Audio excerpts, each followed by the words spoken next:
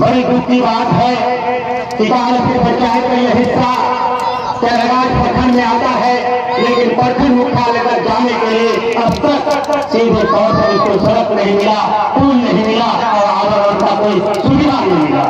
मैं इस मंच के माध्यम से हमारे बीच पत्रकार बंधु मौजूद है, हमारे माननीय मुख्यमंत्री, हमारे बिहार के मुखिया वो कहते हैं कि हम अपने बिहार के जनता को 5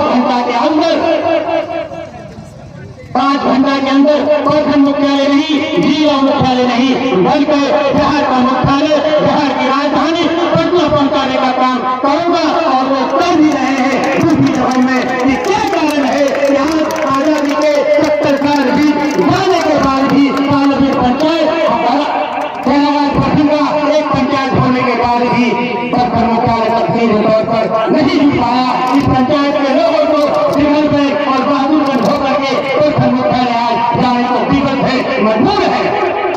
हम लोगों को काफी उम्मीद थी जब इंदो नेपाल सड़क का निर्माण शुरू हुआ था, कंचनबाड़ी में जब पुल बन रहा था, उसका निर्माण हो रहा था, हमारे यहाँ की जनताओं को कालपी ही नहीं बल्कि दिगंबरगंज प्रखंड, कैलाश प्रखंड और बहादुरगंज प्रखंड और सिटी पूरे इलाके लोगों को यह आशा था कि पुल बनकर तैयार हो जाएगा तो हम लोग का दुख का हरण हो जाएगा। लेकिन 5 से 7 साल बीत जाने के बाद भी आज भी जब का पथ बना हुआ है। हम निदेशक महोदय से और खास करके भुआ में पदाधिकारी महोदय आए हुए और हम समझते हैं आरसीडी, पीडब्ल्यूडी और दीगर संबंधित विभाग के पदाधिकारी आए हैं। आप लोग से निवेदन करता हूँ, हाँ इन गरीब जनताओं की तरफ से निवेदन करता हूँ कि आप लोग को संज्ञान में लेंगे और स्कूल के निर्माण में जो बाधाएं आ रही है, जो देरी आ रही है, उसका निराकरण करेंगे।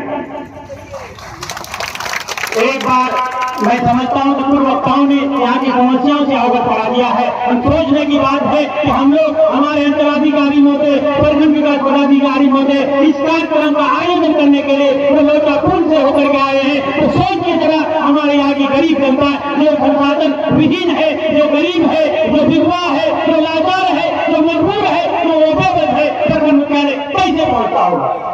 हमारे पदाधिकारी महोदय बहुत सारे योजनाओं के सरकारी योजनाओं के बारे में बताए कि उसका लाभ लेने के लिए हमें प्रखंड मुख्यालय तक पहुंचना अवश्य है। जब कोई सुविधा ही नहीं है तो कैसे पहुंचेगा। मैं अपनी बातों को विराम देने से पहले एक बार फिर दिल की गहराई से जिला से आए हुए तमाम पदाधिकारियों का और मैं कहना चाहूंगा कि आज हमारे बीच जिला पदाधिकारी महोदय नहीं है। मैं समझता हूँ उसके जगह में मैं नाम लेना चाहूंगा निदेशक महोदय का, पदाधिकारी महोदय का और जिला लोगों का।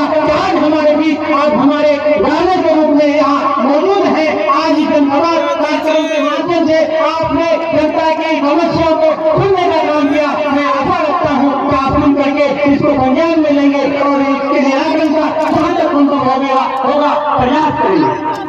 मैं फिर एक बार समस्त जनप्रतिनिधियों की ओर से, तमाम जनताओं की ओर से आप तमाम लोगों का हार्दिक अभिनंदन करता हूं, आभार व्यक्त करता हूं और धन्यवाद देता हूं प्रखंड प्रशासन का, अंचल प्रशासन का, उनके साथ कर्मियों का कि आपने इस सुदूरवर्ती क्षेत्र में आकर के एक सफल कार्यक्रम का आयोजन किया। जैसा कि मुझे लग रहा है, मैं तो कह सकता हूँ कि कार्यक्रम सफल है, लेकिन असली सफलता तभी मिलेगी जब जो हमारे पदाधिकारी महोदय हमारे बीच आए हैं, हमारी समस्या को सुन करके उसके समाधान के लिए प्रयास करेंगे और हमारी समस्या का निराकरण करेंगे। बहुत बहुत धन्यवाद, बहुत बहुत शुभकामनाएं। और यहाँ के मुखिया जी को, यहाँ के समस्त जनप्रतिनिधियों को और आपके यहाँ के जनताओं को कि आप लोगों ने धैर्यपूर्वक समस्याओं के समाधान के लिए बैठे सीधे संवाद करें और इस जनसंवाद से इस पैगाम को लेके जाए, इस संदेश को लेके जाए। बहुत बहुत धन्यवाद। एक बार फिर मैं जिला से आए हुए तमाम पदाधिकारियों का, प्रखंड के तमाम पदाधिकारियों का,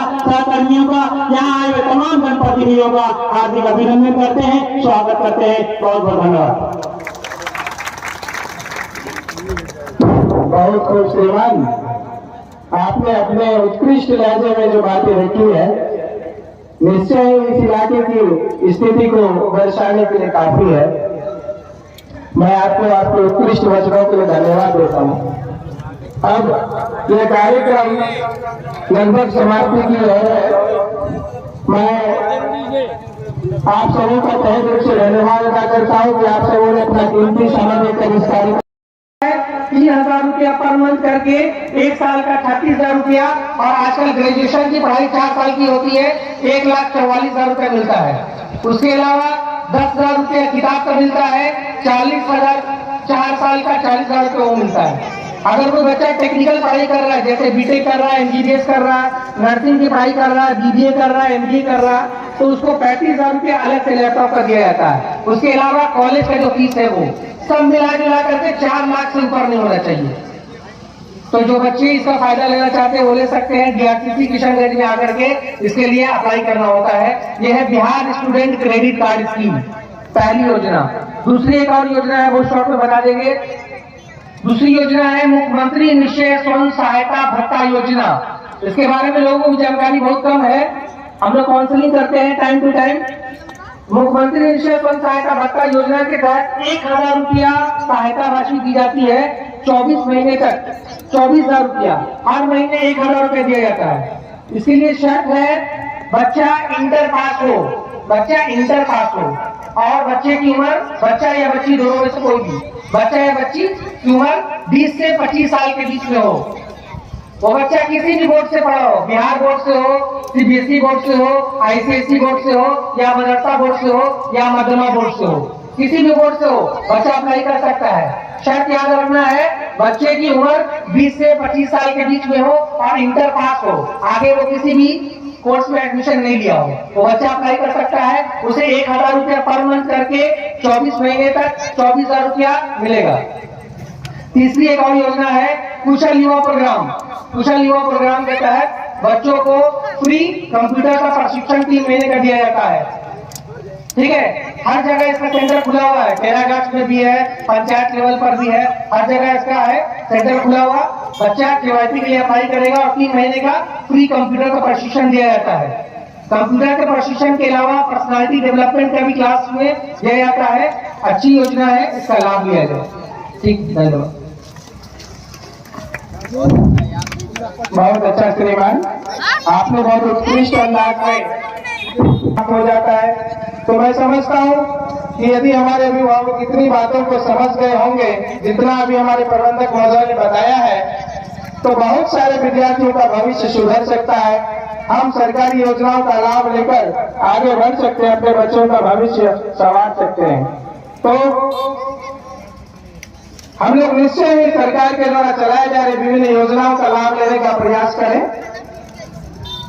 यह कार्यक्रम है ही इसलिए कि हमें विभिन्न योजनाओं के बारे में जानकारियां मिले और हम उन जानकारियों से लाभ लेकर आगे अपने जीवन जीने की शैली तैयार कर सके, अपने जीवनचर्या को सुधारने का प्रयास कर सके। मैं इसी क्रम में आप सबों का ध्यान एक बार पुनः एक वीडियो क्लिप की ओर आकर्षित करूंगा, जिसमें उद्यमी योजना के आवेदन के बारे में डिटेल से जानकारी आप सबों को प्राप्त होगी। तो कृपया एक बार फिर से वीडियो क्लिप, जिसका शीर्षक है सीएम उद्यमी योजना, मुख्यमंत्री महोदय के द्वारा जो उद्यमी योजना चलाए जा रहे हैं उनके संबंध में एक जानकारी प्रस्तुत होगी इस वीडियो क्लिप के माध्यम से। कृपया दृश्यावलोकन करें।